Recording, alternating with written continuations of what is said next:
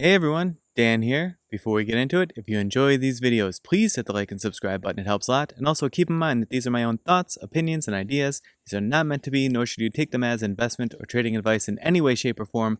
Do your own due diligence, put in the work for yourself, and make your decisions based on that. Enjoy.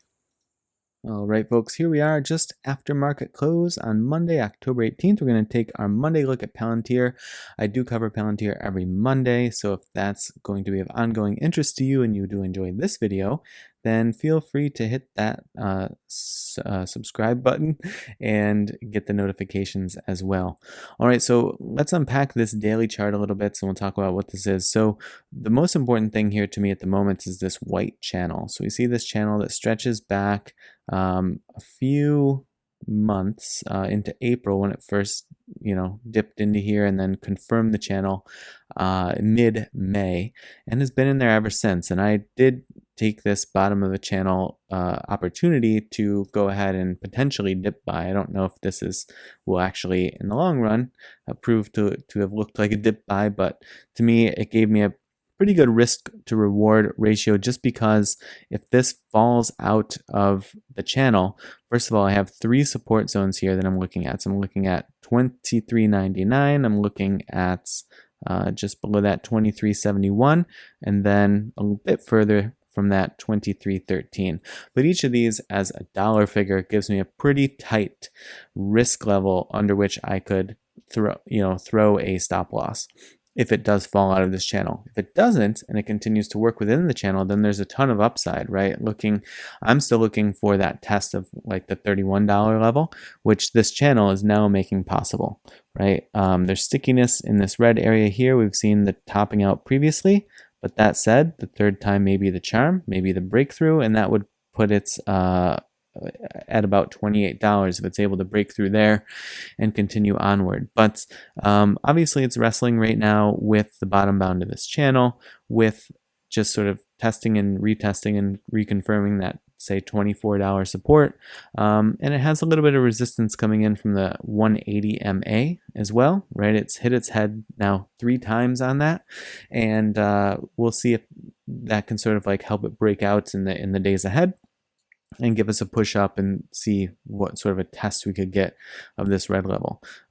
There's like a bit of a pivot point here at like 25.77. So I do think right around 25.75, 25.80, somewhere around there, we should see a bit of a pivot point where it would have a really good opportunity to flip resistance to support and then use that support as basically a springboard or a launching pad into this attempt at this red box. But if and when we get there, we will chart some of these higher levels. But for the time being, these ones in blue here to me are the most important just because that defines the risk for myself, who, like I said, recently took on a position as a potential bottom of the channel dip buy, and this defines my risk for me.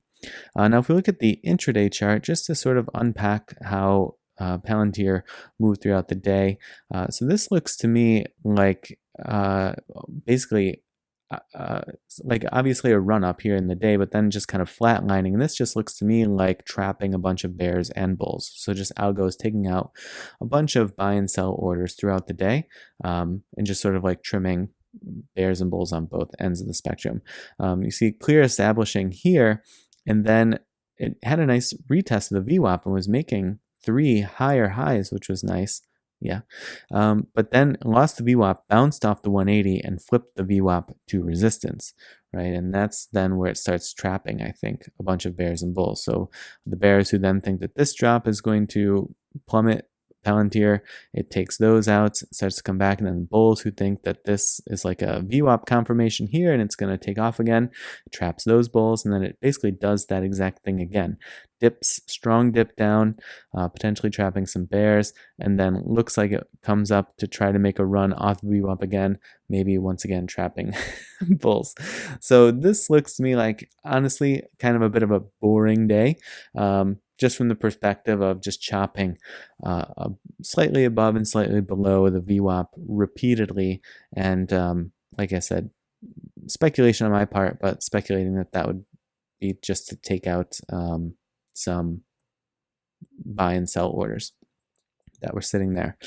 But to me, this play is still looking pretty good. And if you go back several weeks in my videos, I had pointed out there why I was eyeing the exact numbers, $30.99 on an upper initial price target for Palantir. This isn't like an investment target. This is like a swing trade target.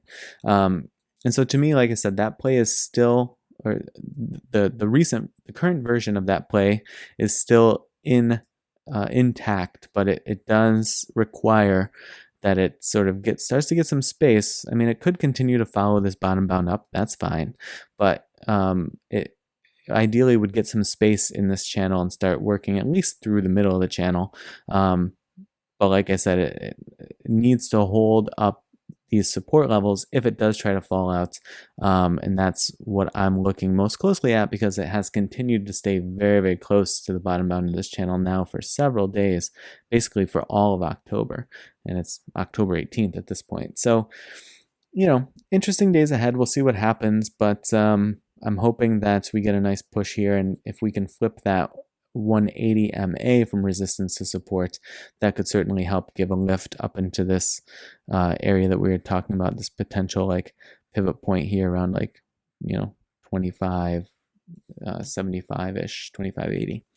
All right, folks, so I hope that your trading week got off to a good start and that you have a strong week ahead. I appreciate you watching. I will see you in the next video.